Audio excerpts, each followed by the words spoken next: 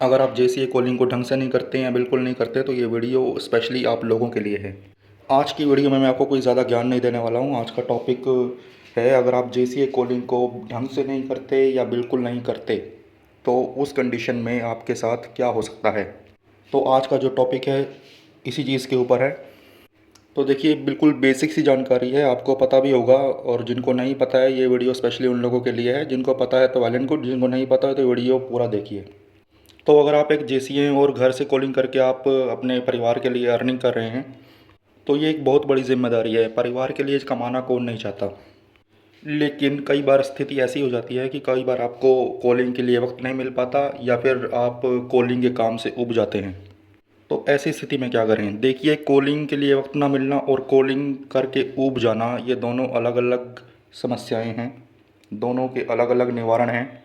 तो पहले बात करते हैं कॉलिंग के लिए। अगर आपके पास वक्त नहीं मिल पाता पूरे दिन में, या कई बार स्थिति ऐसी हो जाती है कि आप 10-15 दिन तक अपने कॉलिंग के काम से दूर हो जाते हैं किसी भी कारण से, तो इसकी जानकारी आप अपने जियो ऑफिस में ज़रूर दें और साथ में कारण बताएं कि किस कारण से आप जेसीए कॉलिंग करने में असमर्थ हैं।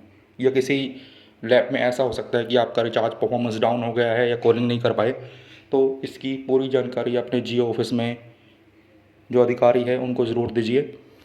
क्योंकि हम भी मानते हैं कि घर में या आपके परिवार में किसी भी स्थिति में कोई भी कारण हो सकता है कॉलिंग ना करने का।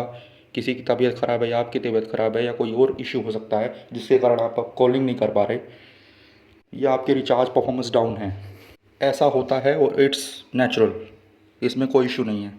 लेकिन दिक्कत वहाँ पे आ जाती है जब आप ये सभी चीज़ों की जानकारी अपने तक सीमित रखते हैं और अपने जियो ऑफिस में ये सब बातें नहीं बताते।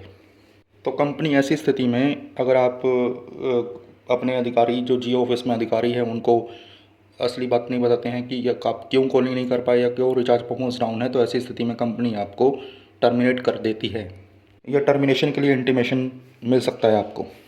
यहाँ पर एक या दो लैब ख़राब होने से ज़्यादा फ़र्क नहीं पड़ता। दिक्कत वहाँ पे आती है जब आप कंटिन्यूसली 2-4 महीने से ऐसा काम कर रहे हैं जिसमें आपकी परफॉर्मेंस और कंपनी की जो रिचार्ज परफॉर्मेंस है वो दोनों डाउन हो जाती हैं, तो कंपनी आपको टर्मिनेट कर देती है।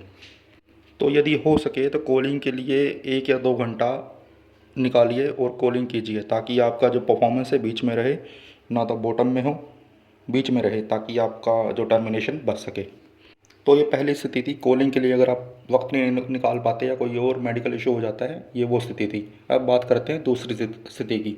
या अगर आप कॉलिंग के काम से ऊब चुके हैं या फिर आपको अब कॉलिंग करने में ज़्यादा मज़ा नहीं आ रहा, या आपको पता ही नहीं कि स्पीच क्या यूज़ करनी है, तो उस केस में जो मेरी एडवाइस है वो यही है कि आप जेसीए का काम छोड़ दीजिए और ख़ुद ही बोल दीजिए कि मैं टर्मिनेट होना चाहती हूँ, मुझे टर्मिनेट कर दीजिए। देखिए, सत्य कड़वा है लेकिन ये बहुत ज़रूरी है, क्योंकि आप कंपनी में उन लोगों में चुन कर आए हैं जिनको कंपनी ने कॉलिंग का डाटा दिया है, और कंपनी आपसे उम्मीद रखती है कि आप अपना जो काम है ढंग से करेंगे और कंपनी को रेवेन्यू ला कर देंगे। अगर आप खुद टर्मिनेट हो जाते हैं तो आपकी जगह कोई ऐसा जेसीए जिसको एक्चुअल में उस जॉब की ज़रूरत है, तो आपकी जगह वो ले सकता है। इसमें कोई बुराई नहीं है। आप सिंपली अपने जियो ऑफिस में संपर्क कीजिए और वहाँ पे कहिए कि मुझे ये काम नहीं करना है। तो देखिए, अगर आप कहेंगे भी नहीं तो भी कंपनी आपको टर्मिनेट कर देगी। इससे अच्छा है कि आप खुद ही बोल दीजिए कि आप ये काम करने में इंटरेस्टेड नहीं हैं। देखिए, अगर आपने जेसीए के काम को चुना है, जेसीए कॉलिंग को चुना है, तो आपको वक्त तो देना पड़ेगा कॉलिंग के लिए, ताकि उसमें से आपका जो रिचार्ज है हो सके और आपकी अर्निंग भी हो सके। अगर आप महीने में 2 या 3 हज़ार रुपये जेसीए कॉलिंग से कमाते हैं तो मेरी एडवाइस यही है कि आप जेसीए काम को छोड़ दीजिए, क्योंकि ये काम आपके बस का नहीं है।